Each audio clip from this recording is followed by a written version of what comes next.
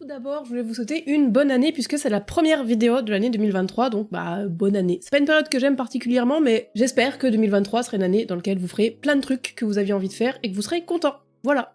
Aujourd'hui, on se retrouve dans une vidéo un petit peu particulière, mais c'est parce que c'est la première de l'année, puisque je vais vous faire un classement de tous les livres que j'ai lus en 2022.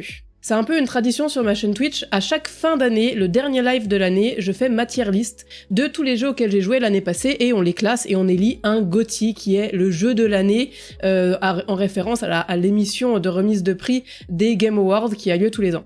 Et c'est vrai qu'il y a quelqu'un qui m'a fait la remarque, pourquoi tu ferais pas ça aussi pour les livres, maintenant que j'ai fait une chaîne YouTube autour de mes lectures, et c'est vrai que c'est une bonne idée, donc on va élire le BOTY, le Book of the Year, voilà. Voilà comment c'est né cette histoire. Donc je sais que ça va être compliqué pour moi d'élire un seul livre comme étant le livre que j'ai préféré dans l'année, parce que en fonction des styles de livres, il y a quand même beaucoup de différences. Donc je vais élire 2 livres cette année. Je vais élire un livre pour la fantasy et un livre pour les trailers, polars, romans policiers, puisque c'est en gros les 2 styles de littérature différents que j'apprécie et que je lis le plus souvent.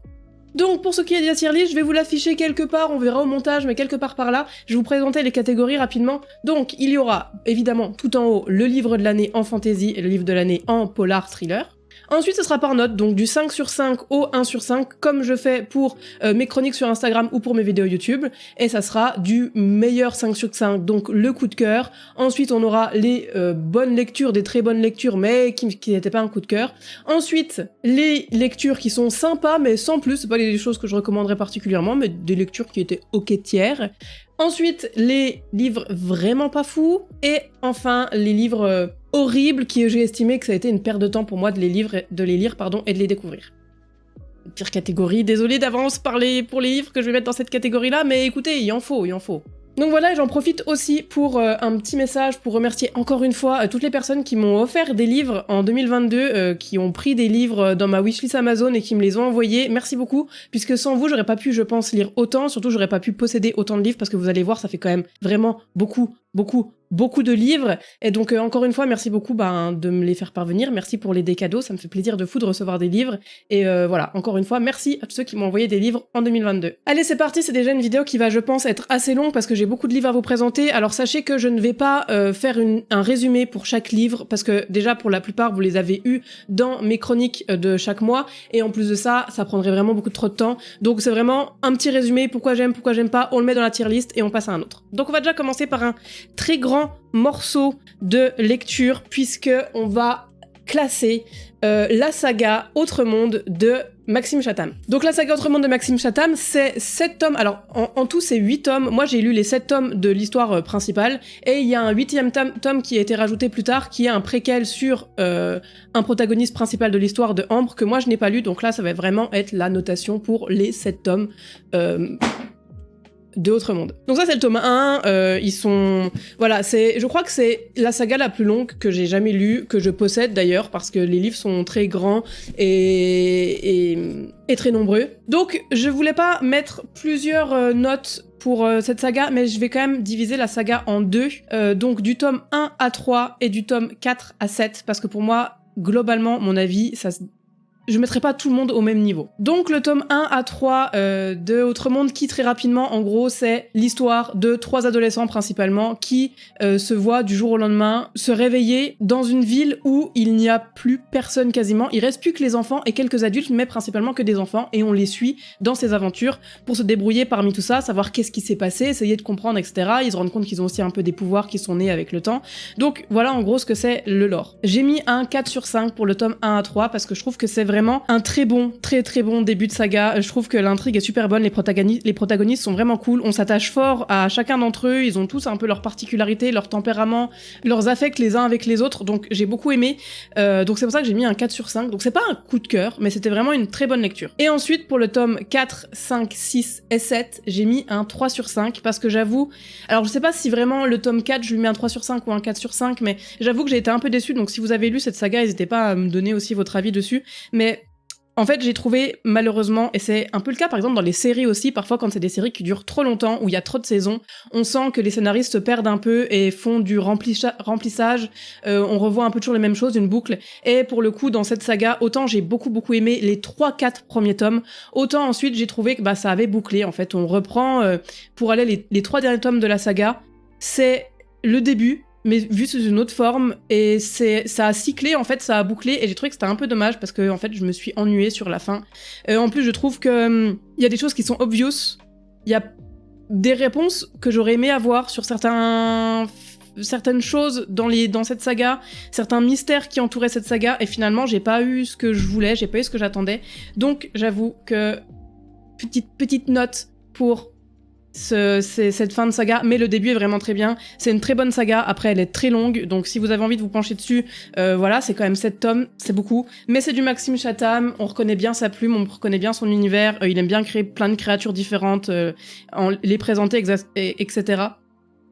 Donc bonne saga, mais malheureusement qui perd un peu de points sur la fin. Je vais mettre tous les livres derrière et vous allez voir la quantité que ça fait à la fin de la vidéo. Hop, je les ai mis là avant de les ranger dans ma bibliothèque, mais je ferai ça après bien sûr. Ensuite, autre saga, donc j'essaie de ranger ça plus ou moins dans l'ordre que je les ai lus dans l'année, sachant que Autre Monde, j'avais lu le tome 1 à 3, je crois, fin 2021, et j'avais terminé la saga 2022, donc je triche un peu, mais en soi, la plupart des livres, je les ai quand même lus en 2022. Ensuite, la saga que vous connaissez certainement tous, si vous aimez la fantasy, c'est la saga Un palais d'épines et de roses de Sarah J. Maas. Donc moi j'ai lu, il y a 7 tomes en tout si on compte les 2.5, les 3.5, etc. Moi j'ai lu pour moi le plus gros de la saga qui sont les 3 premiers tomes. Donc Un palais d'épines et de roses, Un palais de colère et de brume et Un palais de cendres et de ruines. Je crois que c'est dans cet ordre, mais c'est possible que j'en inverse 2.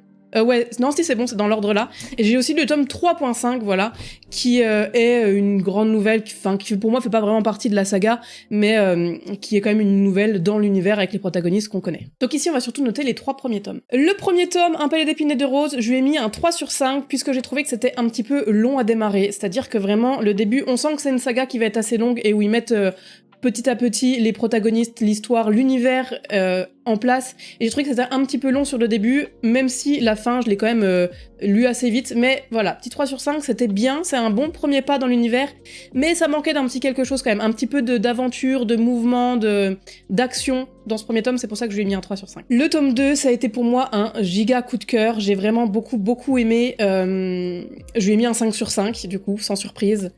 Je l'ai trouvé vraiment bien meilleur que le premier tome. Je pense que c'est mon tome préféré des 4 livres que j'ai lus dans cet univers-là. Je trouve que tout s'imbrique. Et en plus, c'est des livres qui sont assez longs, hein, ils font 700 pages à chaque fois.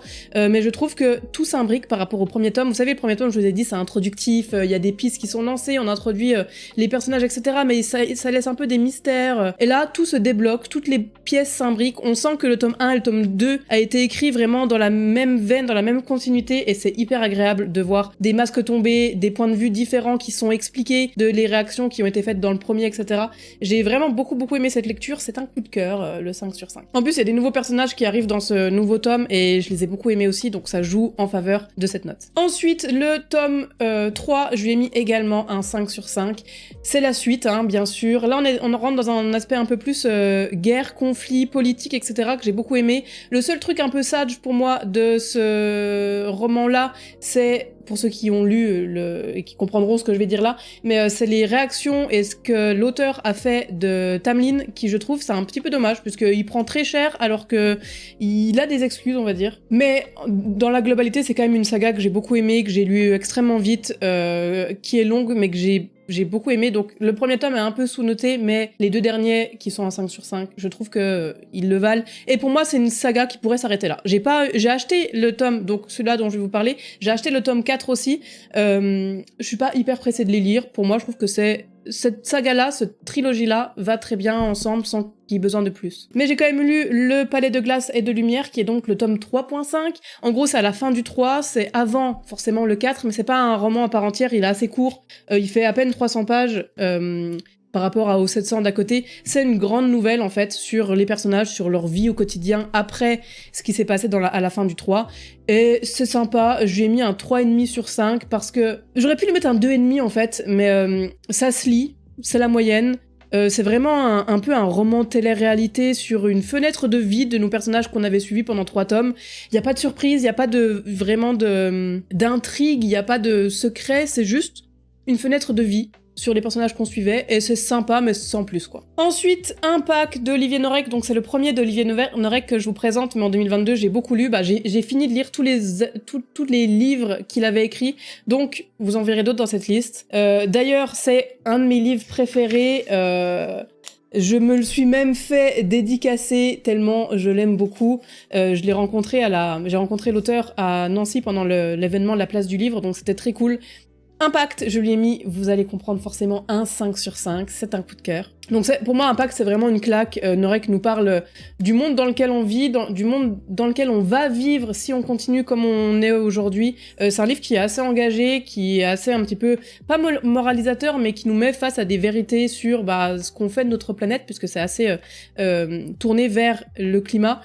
Et ça fait peur, mais c'est prenant. Les protagonistes sont hyper attachant. Forcément, c'est la plume de Norek, donc moi ça me plaît, c'est très rythmé, ça se lit hyper bien, c'est très très bien sourcé. Il y a 4-5 pages à la fin du roman où l'auteur met toutes les sources, toutes les références des chiffres qu'il annonce dans son livre.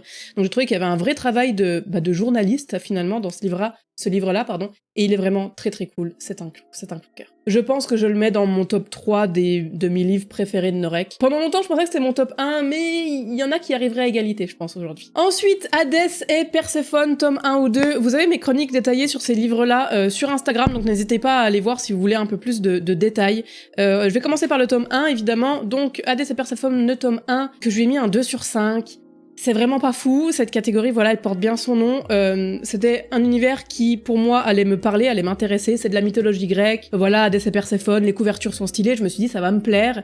Même le synopsis derrière, je me suis dit, let's go, pourquoi pas. Mais finalement, ça a été vraiment, je pense, une des plus grosses déceptions, cette saga-là, de 2022. J'ai pas du tout accroché. J'ai trouvé que l'intrigue était vraiment légère, qu'il y avait un mauvais rythme dans le livre, que dans ce premier tome, il y avait même un effet un petit peu dictionnaire par rapport aux termes liés à la mythologie grecque, c'est-à-dire que à chaque fois qu'il y avait, je sais pas, on parlait d'un dieu, on parlait d'un rite, on parlait de quelque chose rapport avec la mythologie grecque, c'était vraiment genre le mot, 2 points, définition, et ça s'intégrait mal dans l'histoire. Je trouvais que c'était une lecture qui était assez lourde et ennuyeuse. Et en plus de ça, mais là on va en parler dans la notation du tome 2, où je lui ai mis un 1 sur 5, j'ai pas du tout apprécié le personnage principal de Perséphone, et ça m'a suivi déjà tout au long du 1, j'ai trouvé que c'était difficile, mais dans le 2 c'est encore plus le cas. Elle m'a agacée très très fort. Et j'ai trouvé qu'en plus, encore une fois, ça tourne un peu en rond, il n'y a pas vraiment d'intrigue, il n'y a pas de suspense, il n'y a pas vraiment d'action, ça boucle. Les scènes charnelles entre Perséphone et Hadès sont tout le temps là, on sait pas pourquoi, ça se dispute, ça se réconcilie, ça se redispute, se réconcilie, c'est...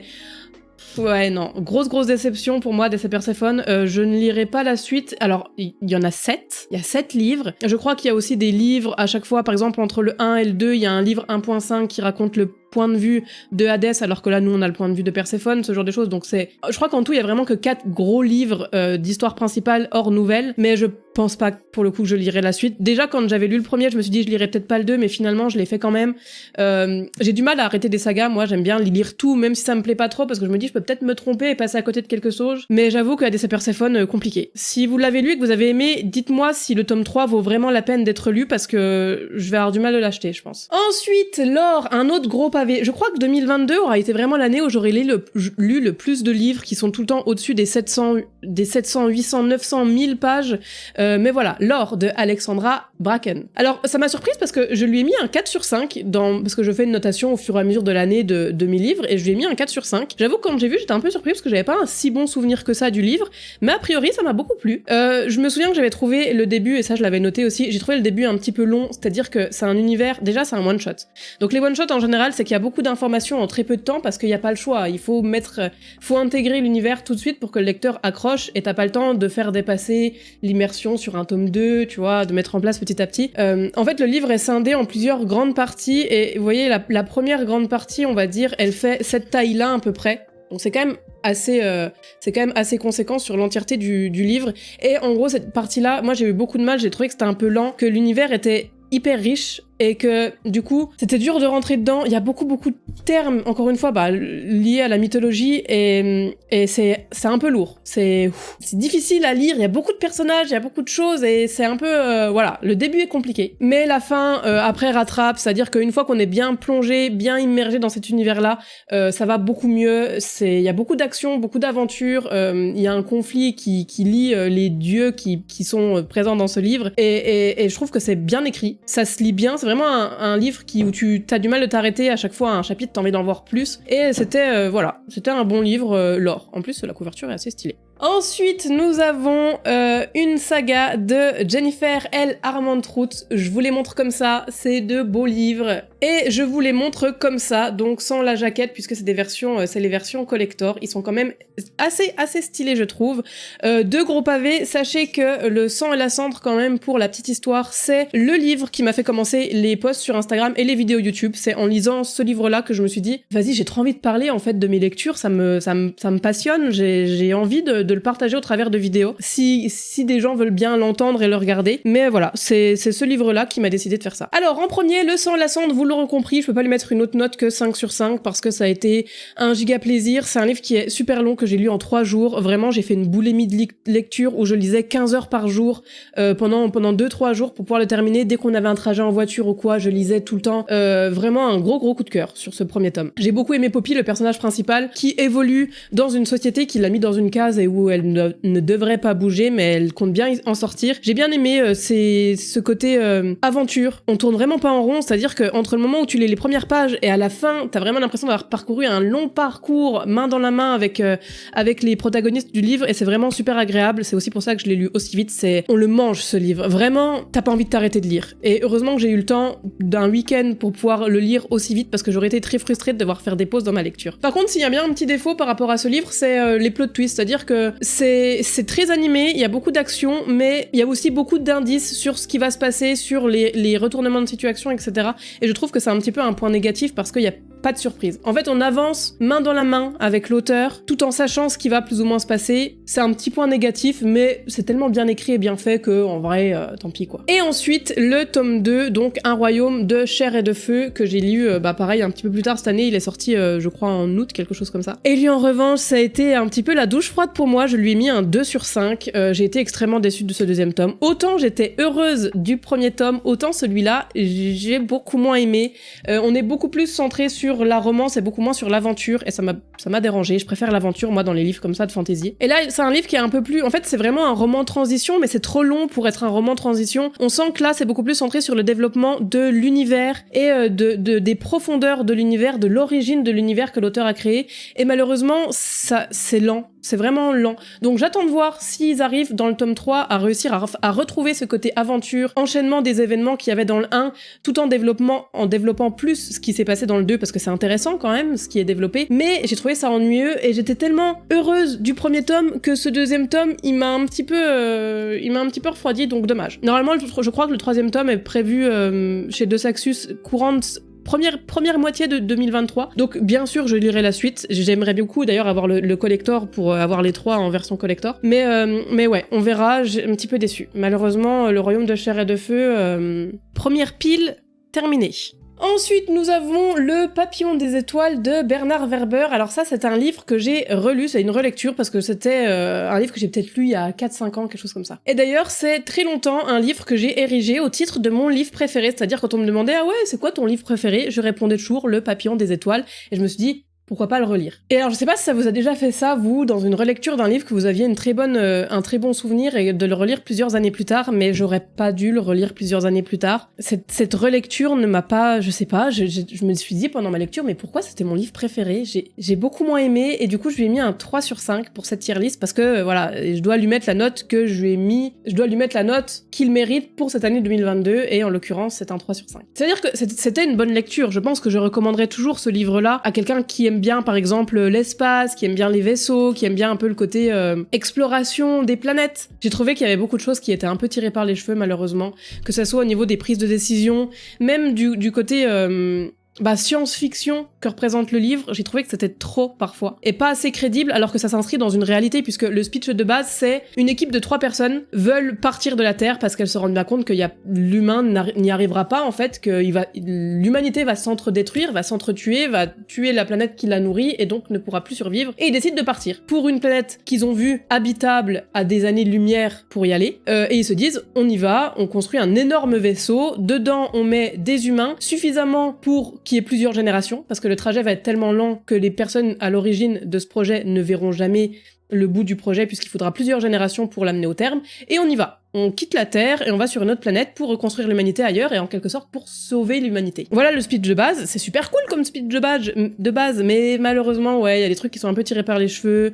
Je sais pas, j'ai eu un peu de mal à relire ce livre, donc un 3,5. Mais... Ensuite, Maxime Chatham, L'Illusion, je lui ai mis un 3 sur 5 pour cette tier list. J'ai trouvé que c'était une bonne lecture, mais sans plus. C'était assez sympa. En fait, ce qui m'a le plus déçu dans cette lecture, c'est la fin. C'est-à-dire que j'avais imaginé plein de choses tout au long de ma lecture. Je m'étais imaginé plein de théories, j'avais plein d'idées pour une fin un peu grandiose, spectaculaire. Alors je dis pas que l'auteur a mal fait, a moins bien fait que ce que je pensais. Juste, j'aurais voulu quelque chose de différent. J'ai été un petit peu déçue. J'ai trouvé que c'était une fin trop simple et trop banale pour tout le potentiel qu'il y avait autour de cette histoire. Et c'est pour ça que j'ai mis un 3 sur 5. Mais c'est quand même une bonne lecture. Je trouve que l'ambiance huis clos, l'ambiance oppressante, pesante, avec toutes les questions qu'on peut se poser, on craint vraiment pour la vie du protagoniste principal, et c'est respecté, hein. Maxime Chatham, c'est toujours un petit peu dans la même veine, ses livres en tout cas en one shot, et c'est respecté, donc c'était quand même une bonne lecture, mais je m'attendais à quelque chose d'autre pour cette fin. Ensuite, j'ai l'impression qu'on passe dans une phase un petit peu aigrie, parce que là j'ai pas mis des super bonnes notes à ces livres-là. Là on passe sur Analogue virtuel, donc de Lavayana, alors je vais pas me tromper, Lakshminarayan, qui je lui ai mis un 2 sur 5. Je vous ai déjà présenté cette vidéo dans une vidéo récap de mes lectures du mois, et ouais, déception, tout pouvait me plaire. On est dans une dystopie où c'est la société oppose les très riches aux très pauvres, où il y a un système de méritocratie qui est assez développé, un système surtout de productivité vraiment très développé, mais je suis vraiment passée à côté de la lecture. En fait, ce qui m'a dérangé principalement dans cette lecture, c'est que c'est un roman choral, donc c'est-à-dire que c'est une suite de plein de nouvelles différentes sur plein de personnages différents, tous dans le même univers, mais on suit pas l'histoire deux personnes principales, c'est-à-dire qu'on suit l'histoire de plein de gens différents, sous forme de nouvelles qui font à peu près une vingtaine de pages à chaque fois. Et franchement, ça m'a pas plu du tout, j'ai trouvé que c'était souvent très ennuyant. Il y a des nouvelles qui sont cool, mais beaucoup plus d'autres qui m'ont un peu ennuyé, et ça a été vraiment difficile de le terminer, ce livre. Et en plus, j'ai trouvé que c'est un univers qui était... En fait, l'auteur a trop d'idées, et c'est un univers qui est très riche, surtout au niveau du jargon, c'est-à-dire qu'il y a plein de termes technologiques, de gadgets technologiques que l'auteur a inventés,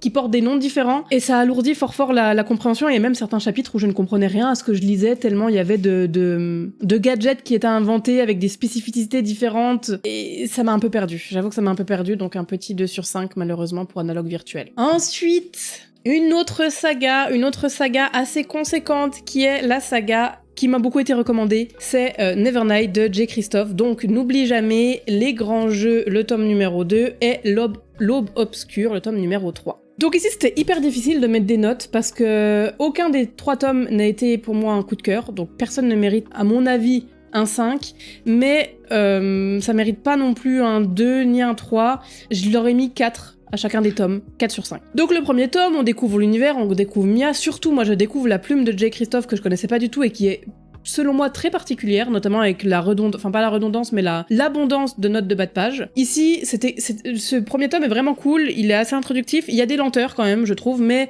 voilà, c'est le Poudlard des assassins, ça m'a plu, c'était sympa, ça m'a donné envie de lire la suite, donc le 4 sur 5. Ensuite, Les Grands Enjeux, où ici, c'est mon préféré, vraiment des 3 tomes, c'est le tome 2 que j'ai préféré, c'est les grands jeux, c'est les gladiateurs, c'est les sables avec les arènes, les combats et tout. Je trouvais qu'en termes d'action, c'était hyper développé. Et enfin, le dernier tome, L'Aube Obscure, je lui ai mis un 4 sur 5 aussi. En fait, le truc, c'est que le grand jeu, il devrait avoir, le tome 2, il devrait avoir une meilleure note que les 3 autres, parce que je l'ai préféré, mais en même temps, je peux pas lui mettre un 4 sur 5, je peux pas lui mettre un 5 sur 5, et les 2 autres, je peux pas leur mettre un 3 sur 5, parce que c'est genre sympa sans plus, je pense que c'est un peu leur faire du mal que de les décrire comme ça. Donc voilà, ils ont toutes 4 sur 5, mais vraiment, le tome 2, j'ai préféré. Et le tome 3, 4 sur 5 aussi, moi je pense que le problème de cette saga, c'est que j'en attendais trop. En fait, c'est le problème des réseaux, c'est que ça m'a été tellement sur-hypé de gens qui disaient « Ah, si tu veux lire une saga de fantasy, faut lire Nevernight, c'est une dinguerie, tu verras J. Christophe, c'est incroyable ».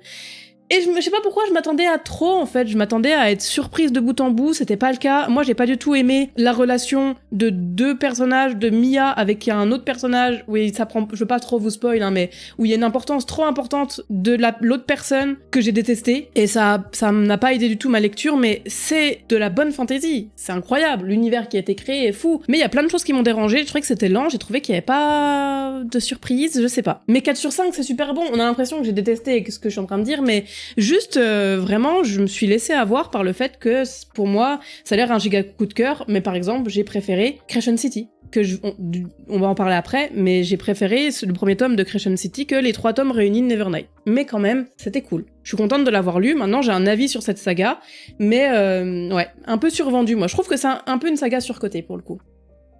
Désolée. Ensuite, me revoilà avec du Norek, et c'est le livre Surface. Alors, je lui ai mis un 3 sur 5, vous allez me dire quoi, un 3 sur 5 pour Norek? Une lecture sympa sans plus pour Norek? Et oui, je pense que c'est le livre que j'aime le moins de tous les livres de Norek.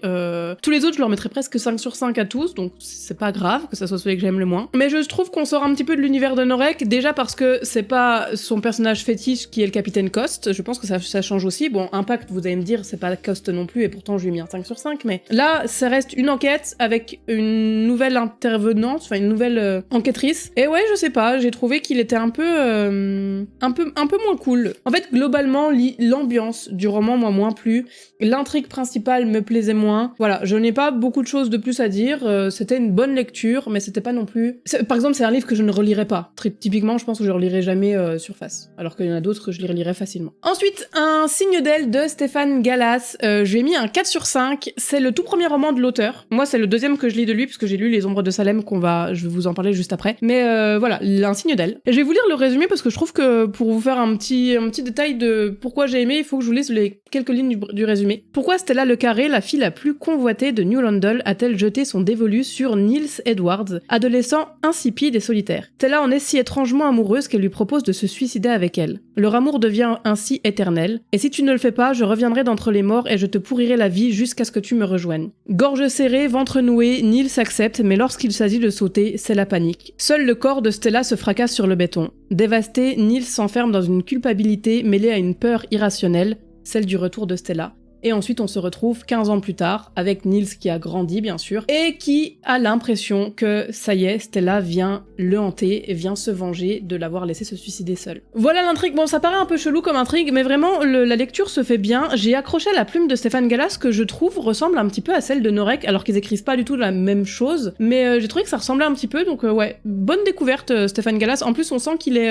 hyper proche de ses lecteurs, c'est-à-dire que j'ai fait un post sur Instagram et tout, il m'a répondu, on a parlé en DM, enfin, il a l'air... hyper heureux quand il a des retours sur ses lectures, enfin sur les gens qui lisent ses livres. Et ouais, Un signe d'elle, j'étais convaincue moi. En plus, vous avez vu, la couverture est très jolie. Ensuite, Crescent City de Sarah J. Maas, donc le premier tome de la saga qui porte le nom de Crescent City, et le premier tome c'est Maison de la Terre et du Sang. Et c'est la version collector, je vous montre ainsi, parce qu'elle est assez sympa. Alors bon, Crescent City, si vous avez regardé mes autres vidéos, vous savez déjà ce que j'en pense, c'est un 5 sur 5, c'est un méga coup de cœur. Je pense que, comme je vous le disais plus tôt, c'est ma saga préférée, pour le moment. Ça fait partie de mes sagas préférées, j'adore les protagonismes, j'adore l'ambiance, voilà. Crescent City, 5 sur 5. Alors déjà, j'ai trouvé que c'était assez surprenant, parce que je trouve qu'on sort un petit peu de ce qu'on a l'habitude de lire en fantasy. Les codes sont différents, la façon dont c'est écrit est différente, et j'ai vraiment beaucoup accroché à la façon dont c'est raconté, c'est hyper important, mais c'est vrai que Sarah J. Maas a une plume que j'aime beaucoup, et voilà, je le reconnais aujourd'hui avec Crescent City. Ce qui m'a le plus surprise, c'est qu'il y a un rythme effréné, il n'y a pas de période creuse, alors que c'est un livre qui fait 1000 pages. Ça ne s'arrête jamais, c'est-à-dire qu'il y a du rythme tout le temps. Et je trouve que c'est super rare, finalement, pour un livre de cette taille-là. En fait, j'ai beaucoup aimé le personnage principal de Bryce, elle est confrontée au deuil, et je trouve remarquable la façon dont elle fait face à ces événements, et je la trouve hyper forte, indépendante, elle a une force de caractère qui lui est propre, vraiment, le personnage de Bryce, c'est une pépite. Et en plus de ça, c'est un premier tome d'une saga, mais la fin est absolument pas frustrante, et ça aussi, c'est une vraie force. Je tenais à le préciser parce que je trouve que c'est rare maintenant dans les livres d'avoir cette force-là. C'est-à-dire que oui, c'est le premier tome, parfois c'est des tomes introductifs, et la fin est giga frustrante, t'attends la suite avec impatience, t'as l'impression d'être coupé au milieu d'un chapitre et c'est dommage. Là c'est pas le cas, j'ai envie de retourner dans l'univers, mais je serai pas frustrée si je dois attendre 1 an pour le faire, et ça sera plus ou moins le cas puisque le tome 2 est sorti en décembre, mais je ne l'ai pas encore lu. D'ailleurs je l'ai juste là, le tome 2, La Maison du Ciel et du Souffle. En fait j'ai peut-être peur d'être déçue comme avec Le Sang et la Cendre, mais voilà, 2e livre, bleu cette fois-ci, je vais le lire bientôt. J'ai peur, j'ai vraiment très peur d'être déçue, mais j'ai vu que des bons retours dessus, donc apparemment les gens sont pas déçus, alors que pour Le Sang et la Cendre, il y avait des retours un peu plus mitigés. On verra, vous verrez mon avis dans une prochaine vidéo dès que je l'aurai lu, mais voilà, vraiment Crescent City, pépite. Ensuite, Le Corbeau Blanc, donc, qui est un premier tome. Pour le moment, il y a 2 tomes qui sont sortis. Le premier tome, donc, Déméter, Les 3 couronnes. Je lui ai mis un 3 sur 5. J'avoue que ce livre, je l'ai lu il y a peut-être 2 mois. J'ai très peu de souvenirs. Je n'ai pas du tout apprécié. Enfin, c'est pas que j'ai pas apprécié, j'ai trouvé que le livre était classique, monotone, sans surprise, les personnages pareils. Donc voilà, à voir la suite de la saga, j'achèterai le tome 2, je pense. Il manquait une petite dose, je sais pas, une petite dose de folie, une petite dose d'aventure, une petite... un attachement. En fait, moi, ce qui joue beaucoup sur mes notes, c'est aussi l'attachement que j'ai eu envers les personnages, et là, il me manquait un petit quelque chose pour que je lui mette une note plus élevée. Donc un petit 3 sur 5 pour Le Corbeau Blanc. Pareil, c'est un livre que je vais peut-être vous présenter bientôt dans mes vidéos parce que en mois de décembre et de janvier, vous n'avez pas eu de récap de mes lectures du mois passé, donc je vais rattraper tout d'un coup et il sera certainement dedans pour avoir plus de détails, mais ouais, un 3 sur 5. Et ça faisait beaucoup trop longtemps, regardez que voilà, et ben Olivier Norek, et oui, un nouveau livre de Olivier Norek, Entre deux mondes, pareil, chez Michel Lafon toujours. Et c'est un 5 sur 5, je pense que tout à l'heure je vous disais, oui, Impact, je le mettrais, je l'ai longtemps mis top 1 dans mon classement mes livres préférés de Norek, mais je crois que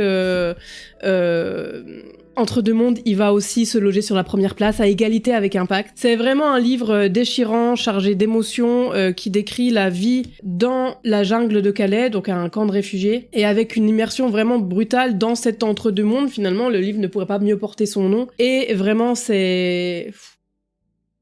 En fait, Impact et Entre deux mondes, c'est des livres qui sont super engagés sur des sujets différents. Les personnages sont super attachants, on a envie de les aider dans leurs épreuves. Et en plus, le début du roman te plonge directement dans le bain, ça se lit super vite, dans la brutalité aussi de l'environnement où se développent les protagonistes. Et c'est Entre deux mondes, je vous l'ai recommandé de toute façon dans ma vidéo de décembre pour des livres à offrir.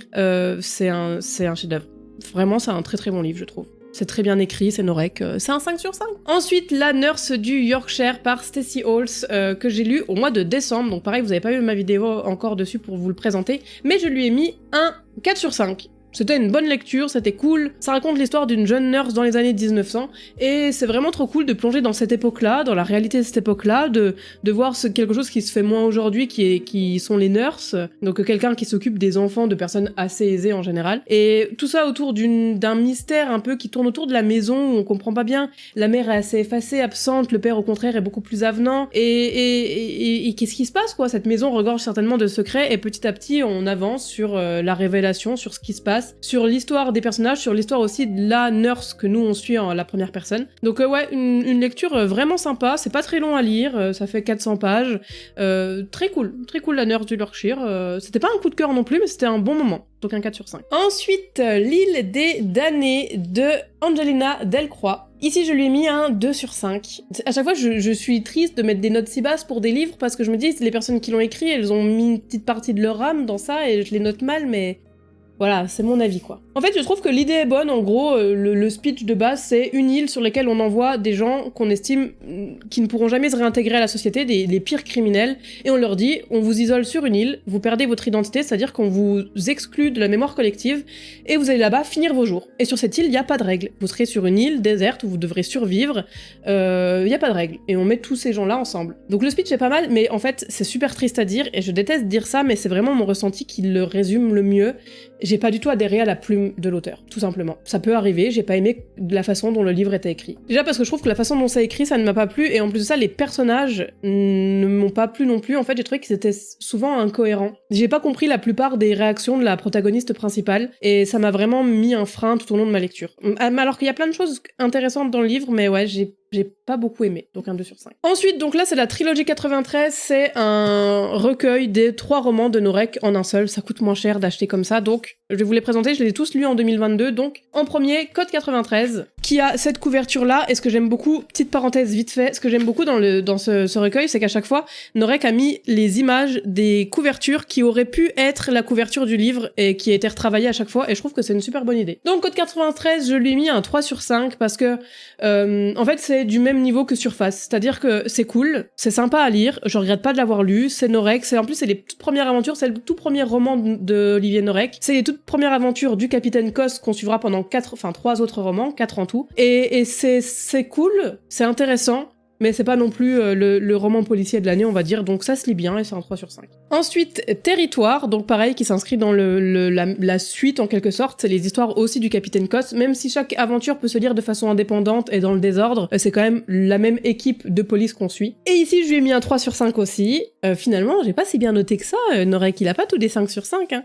Donc un 3 sur 5, c'était une bonne lecture. Mais j'ai trouvé que, pour le coup, Territoire, ce qui arrive jamais, finalement, dans d'autres livres de Norek, c'est qu'il y a certains passages que j'ai trouvé un petit peu ennuyants. Je me suis un peu ennuyée à certains passages, donc c'est pour ça que je lui mets cette note-là, quelques passages à vide. Mais ce qui est bien dans ce livre-là, c'est que c'est une enquête qui est menée avec beaucoup de protagonistes différents et beaucoup de changements de point de vue, donc ça offre quand même une vision assez cool, globale de l'enquête, avec plein de points de vue différents, et c'était un peu le côté sympa de l'histoire, mais malheureusement ça traîne un peu en longueur à certains moments. Et enfin, le dernier livre de cette trilogie, Sur Tension, même si finalement cette année, enfin en 2022, Norek a ressorti un autre livre sur le Capitaine Coste, qui est dans les Brumes de Kaplan, que je vais vous présenter après. Mais voilà, le dernier livre de la trilogie 93, qui est Sur Tension, et là par contre, c'est un 5 sur 5, c'est voilà, le dernier livre, c'est le plus long aussi.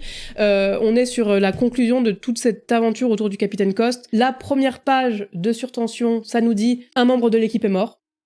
Équipe avec lesquelles on avait tissé des liens pendant déjà 2 tomes, donc on a un passif entre le lecteur et les personnages, et forcément ça nous plonge dans le bain. Je trouve qu'il a bien réussi. En fait, le livre porte extrêmement bien son nom, Sur Tension, c'est-à-dire que pendant toute la lecture, tu te dis qu'est-ce qui va se passer, quel drame, pourquoi, qu'est-ce qui s'est passé pour que cette équipe se voit amputée d'un de ses membres, et très bonne lecture. Vraiment très très bonne lecture. Et voilà, il est hyper riche en émotions. Ça aurait été un livre qui aurait très bien pu conclure les histoires du Capitaine Coste sans qu'il y ait une suite ou quoi. Mais voilà, très très cool. Territoire 93, une bonne trilogie. Et en plus, à la fin de ce recueil-là, il y a 3 nouvelles aussi. Je vous avais dit qu'un jour, elles apparaîtraient dans Joy raconte une histoire. Donc il y a 3 nouvelles, vous voyez, elles sont pas très longues, hein, parce que là, il y a 3 histoires en ce qui reste de pages.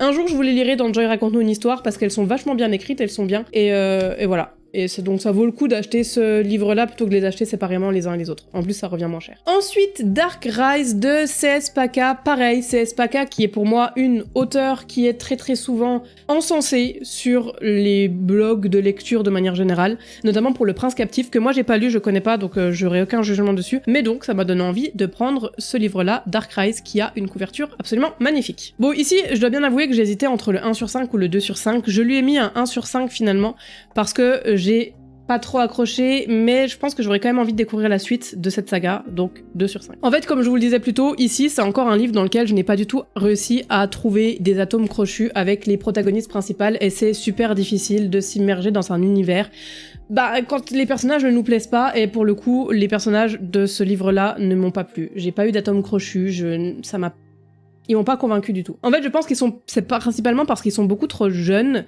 et très peu charismatiques. Il y a des fois des héros de saga qui sont assez jeunes, mais qui ont une vraie force de caractère. Regardez Mia dans Nevernight, par exemple, c'est un bon exemple. Elle est très charismatique. Et là, les personnages, je les ai trouvés un petit peu insipides. Et en fait, ça s'est beaucoup ressenti dans les dialogues qui sont nombreux et qui sont pas hyper développés. C'est pour ça que principalement que je lui mets un 2 sur 5. Ok, la deuxième pile terminée.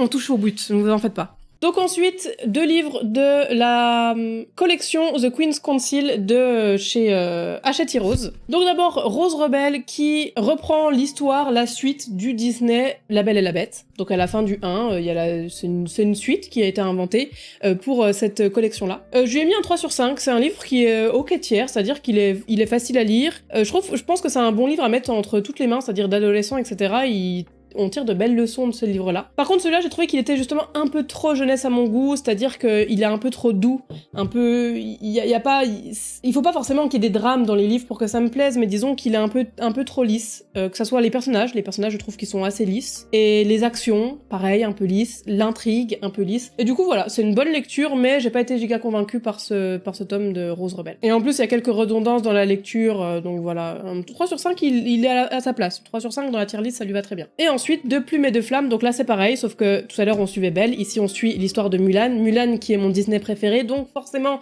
je lui ai mis une meilleure note. Ici, je lui ai mis... Enfin, je lui ai mis une meilleure note dans mon cœur, puisqu'il a un 3 sur 5 aussi, mais pour moi, j'ai quand même préféré De plumes et de flammes à Rose Rebelle, mais je pouvais pas non plus dire que c'était une très bonne lecture. C'était une lecture sympa. Vraiment une lecture assez sympa. Comme caractéristique principale et comme intrigue principale, ben la place des femmes, des fois dans des sociétés qui veulent pas forcément d'elles, surtout à un niveau de responsabilité élevé au sein d'une société. Et on nous dit très clairement que les femmes au pouvoir c'était compliqué, surtout dans la Chine qu'a connue Mulan à l'époque. Donc voilà, c'est des très belles leçons à tirer de ce livre. Il y a beaucoup plus d'aventures aussi, il y a beaucoup plus d'action par rapport à Rose Rebelle. Je sais pas si Queen's Council ils vont continuer à étayer leur collection. Je pense que je les achèterai aussi, mais pour le moment je crois que c'est les deux seuls qui sont sortis. Ensuite, Les Ombres de Salem, donc voilà, le deuxième livre de Stéphane Gallas, c'était Un signe d'elle tout à l'heure que je vous présentais. Ici, Les Ombres de Salem, qui est le premier livre que moi j'ai lu, et c'était l'auteur lui-même qui m'a recommandé de lire Un signe d'elle, puisque il y a une protagoniste en particulier qui est présente dans les deux livres, donc c'est pour ça que j'ai lu les deux. Ici, je lui ai mis un 5 sur 5, j'ai beaucoup aimé ma lecture. Comme je vous le disais, c'est la plume un petit peu de Norek, donc c'est des livres qui se lisent très très bien, parce que les chapitres sont pas extrêmement longs, on change de point de vue, c'est super rythmé. J'ai beaucoup aimé l'aspect un petit peu sorcellerie, surnaturel, qui est mêlé aux brutalités du monde d'aujourd'hui, et ce combo se fait très bien, vraiment un très bon livre, qui mérite pas moins qu'un 5 sur 5. D'ailleurs, ma chronique sur Instagram, pareil, si vous voulez plus de détails, Les Ombres de Salem, un 5 sur 5. Ensuite, un livre qui arrive un peu tard, parce que celui-là, je l'ai lu vraiment au début 2022, La nuit où les étoiles se sont éteintes, de Nin Gorman et Marie Alino. Ici, je lui ai mis un 3 sur 5, parce que c'est un livre qui se lit bien, qui est plutôt cool, mais j'ai pas eu de grand affect. Je trouve qu'il apporte de très belles valeurs aussi et une très belle leçon de vie tout au long de ses pages. Le résumé, la quelques lignes derrière résume assez bien, c'est Finn pourra-t-il se sauver de lui-même. C'est vraiment ça, on suit l'histoire d'un adolescent qui est un peu perdu, qui a une vie assez difficile, qui est un peu seul pour pouvoir faire face à cette période qui est difficile du fin de lycée, début d'études supérieures. Et c'est assez beau. Moi j'ai pas aimé toutes les personnes qui gravitaient autour de lui, notamment la meilleure amie, je crois que c'est un peu la meilleure amie, que je trouvais exaspérante, et ça a pas trop aidé pendant la lecture, mais c'est un très beau livre. Je crois qu'il y a un autre tome qui est sorti à la suite de ça cette année, que j'ai pas lu, mais voilà, c'est sympa, mais c'est pas la lecture de l'année. Ensuite, avant-dernier livre, avant la dernière saga, Dans les brumes de Kaplan. J'ai essayé de disperser un petit peu le Norek tout au long de cette liste, parce que comme vous pouvez le voir, il y a quand même beaucoup de livres de Norek. Mais c'est le dernier, je suis à jour, il a pas sorti d'autres livres, donc pour le moment, vous en aurez pas d'autres avis là-dessus. Les Brumes de Kaplan, qui est sorti pendant l'été, c'est justement avec la sortie de ce livre-là que j'ai pu le rencontrer à Nancy, l'auteur. Très bonne lecture, un 5 sur 5, évidemment. Enfin non, pas évidemment, mais c'est un 5 sur 5, je pense que ça fait partie des meilleurs livres. En fait, là, il mêle ce côté hyper engagé qu'il a dans certains sujets de société d'aujourd'hui à une histoire avec une intrigue hyper prenante, une enquête policière autour d'une femme qui a été enlevée pendant des années et qui est 15 ans plus tard, qui est ressortie et qui a réussi à se libérer. Et donc, Norek doit la protéger sur une île de Saint-Pierre et Miquelon. Et il doit la protéger de ce possiblement tueur qui n'a toujours pas été capturé par les forces de l'ordre, et ils vont être à huis clos dans les brumes de Kaplan, puisque sur l'île il y a un vrai phénomène météorologique qui sont des brumes qui s'abattent sur l'île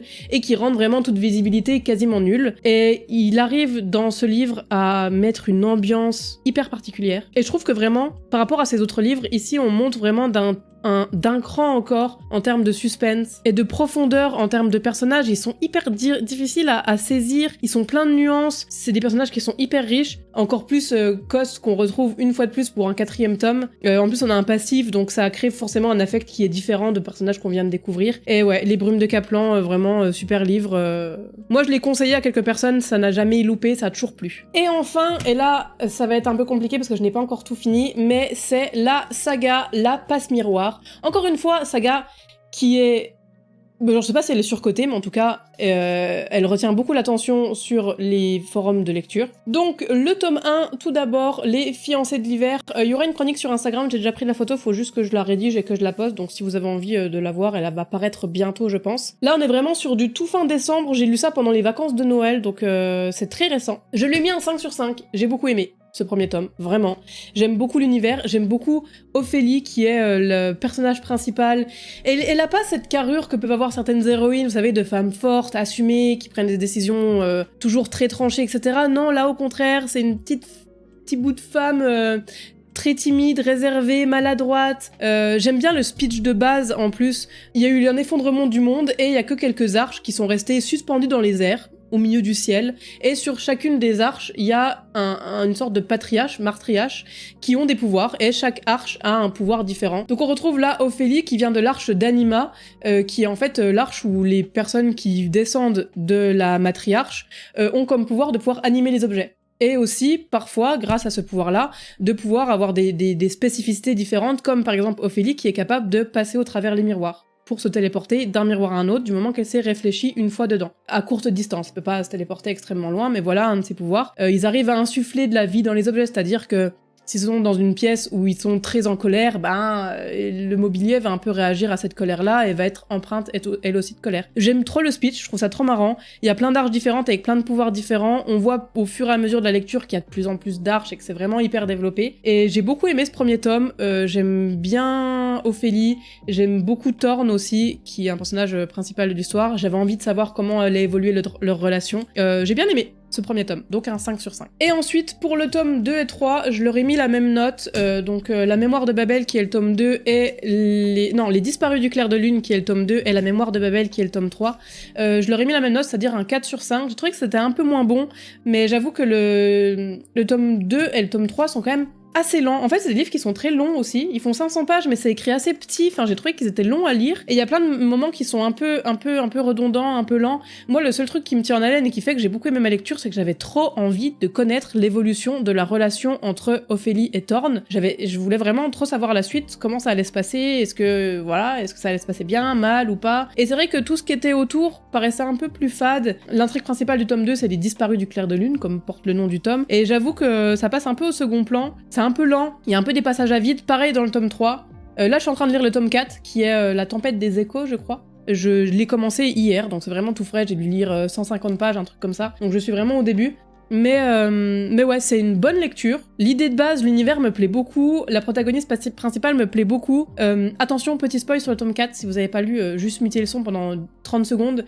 Moi, j'ai un peu peur que le tome 4 me plaise moins, puisque j'ai eu un peu ma réponse sur la relation Thorne-Ophélie à la fin du tome 3. Et j'ai peur que dans le tome 4, vu que c'est ce truc-là où j'avais envie de voir comment ça avait évolué, sera peut-être arrivé à son climax avant, j'ai peur de me perdre un petit peu.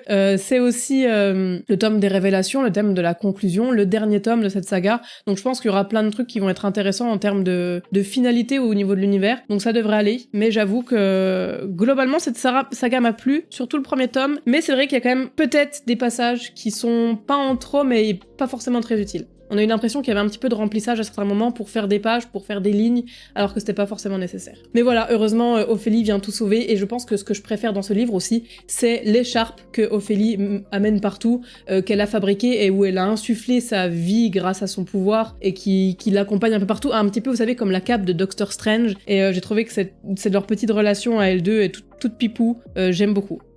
Bon alors, j'étais là, tranquille, à faire le montage de la vidéo que vous êtes en train de regarder, et je me suis rendu compte que j'avais fait toute une vidéo d'1h30 de rush, et qu'en fait j'avais oublié de vous donner le nom du livre de l'année. Le principe même de la vidéo, j'ai oublié. Donc voilà, c'est pour ça que c'est un peu différent, cette scène-là. Je vais donc vous dire, parmi ces livres qui ont eu 5 sur 5, quel est pour moi mon livre de l'année, mon BOTY, mon Book of the Years. Et pour la fantasy, c'est Crescent City que j'ai élu comme étant mon livre de l'année, parce que vraiment, Je pense que vous l'avez senti quand je vous ai parlé de la note, je lui ai mis un 5 sur 5, donc forcément, et quand j'ai parlé de la note, je pense que vous l'avez senti, c'est vraiment, je trouve, de la fantaisie qui respire le nouveau, on va dire. C'est pour ça que je suis pressée de lire le tome 2, mais j'ai aussi peur que peut-être ça soit pas à la hauteur du 1. Mais voilà, pour la fantaisie, Creation City, giga coup de cœur, à plein de niveaux différents, hyper complet comme tome. J'espère que le tome 2 va pas me décevoir, vraiment, parce que ça serait assez difficile, après un tome 1 pareil, d'être déçu par le tome 2, mais Creation City. Parmi tous les livres de fantasy qui ont eu 5 sur 5, je pense que c'est vraiment mon préféré. Et ensuite, mon livre préféré, donc le Boti, pour ce qui concerne les thrillers, les romans policiers, polars, j'ai élu Olivier Norek, Entre deux mondes. Je pense vraiment que c'est le livre qui m'a tiré les plus fortes émotions, on va dire, chez Norek. Les sujets qui sont abordés sont hyper prenants, les personnages sont hyper touchants, tout est bien écrit, l'enquête qui est menée autour du camp de la jungle à Calais, c'est super bien fait, c'est bien écrit, c'est mon Gotti. J'ai beaucoup hésité avec Impact par exemple, qui a également été pour moi un de mes livres préférés, que j'aime vraiment beaucoup. Mais je sais pas, celui-là, il a ce petit truc en plus, les personnages sont plus attachants on va dire, et il m'a tiré des larmes quoi. À partir de là, Entre deux mondes, il a déjà une très bonne place dans mon cœur quoi. Donc, le Boti, Entre deux mondes, et donc mes deux Boti, Sarah Gimas et Olivier Norek, Creation City et Entre deux mondes, voilà. Voilà pour cette petite bout de vidéo que je vais rajouter dans le montage, et je suis désolée pour le changement un peu d'ambiance, mais j'avais oublié quoi, je me déteste. Allez, je vous laisse avec l'ancienne moi. Des bisous. Je pose ça et on en a fini pour cette tier list, je suis désolée, je vois qu'il y a 1h15 de vidéo là, de rush, je sais pas combien on va faire la vidéo finale une fois que ça sera monté, mais c'était long, mais en même temps j'ai beaucoup lu, j'ai compté le nombre de livres que j'ai lus. En vrai, je pensais que ça allait être plus que ça. 40 livres. 40 livres lus en 12 mois, du coup. Un peu plus, comme je vous dis, Autre Monde, j'avais lu en novembre-décembre de 2021. Donc une quarantaine de livres lus en 2022 qui sont maintenant classés. C'était cool de se replonger dans toutes ces lectures et de réussir à se souvenir si on avait plus, si on garde un souvenir positif ou pas des lectures. Donc voilà, petite vidéo. Peut-être que ça sera une tradition aussi sur YouTube, que tous les ans je fasse une vidéo récapitulative. Je me suis fixé en 2023 l'objectif sur Goodreads de 25 livres. C'est-à-dire 2 livres par mois au moins. Je pense que je vais largement le tenir. Je sais pas si je lirai autant qu'en 2022, mais voilà. J'espère que cette vidéo vous a plu. Je suis vraiment désolée si elle a été trop longue, si elle vous a ennuyé. N'hésitez pas à me donner vos retours en commentaire. Comme d'habitude, j'aime bien vous lire et surtout savoir ce qui vous a plu et ce qui vous a moins plu. J'espère que ça sera une belle année 2023 en termes de lecture, et je n'en doute pas.